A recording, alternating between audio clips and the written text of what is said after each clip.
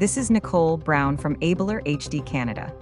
NBC chief reporter Peter Alexander confronted Karoline Leavitt during a White House press briefing about Trump's mass deportation effort, which has seen Immigrations and Customs Enforcement, ICE, arrest thousands of undocumented migrants.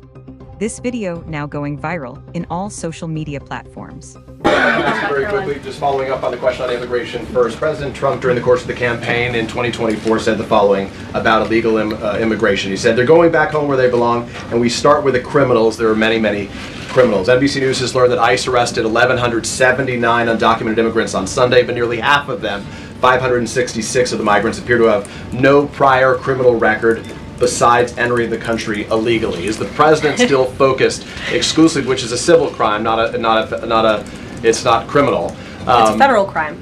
So I'm asking though, he said he was going to focus on those violent offenders first. So is violent offenders no longer the predicate for these people to be deported? The president has said countless times on the campaign trail, I've been with him at the rallies, I know you've been there covering them too, Peter, that he is focused on launching the largest mass deportation operation in American history of illegal criminals. And if you are an individual, a foreign national, who illegally enters the United States of America, you are, by definition, a criminal. And so therefore, you are subject to deportation. I apologize for interrupting. So to be clear, it's not violent criminals do not receive precedence in terms of the deportations taking place. The president has also said two things can be true at the same time. We want to deport illegal criminals, illegal immigrants from this country, but the president has said that, of course, the illegal criminal drug dealers, the rapists, the murderers, the individuals who have committed heinous acts on the interior of our country and who have terrorized law-abiding American citizens, absolutely, those should be the priority of ICE, but that doesn't mean that the other illegal criminals who entered our nation's borders are off the table. Understood. Then let me ask you a separate question about the confusion that still exists across the country right now as it relates to the freeze or the pause as it's described.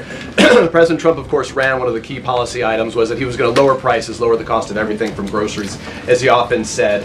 But in many of the cases, it would seem that some of these moves could raise prices for real Americans on everything from low-income heating, that program, child care programs. Will nothing that the president's doing here in terms of the freeze in these programs raise prices on ordinary Americans? What particular actions are you referring to that would? I'm referring to LHEAP right now. That's the low-income heating program, for example. We can talk about, there's no clarity, so I could refer to a lot of them. We don't know what they are specifically.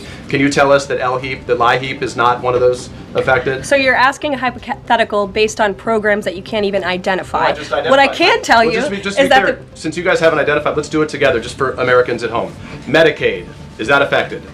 I gave you a list of examples: Social Security, Medicare, welfare benefits, food stamps that will not be impacted by this federal pause. I can get you the full list after this briefing from the Office of Management and Budget. But I do want to address the cost cutting because that's certainly very important and cutting the cost of living in this country.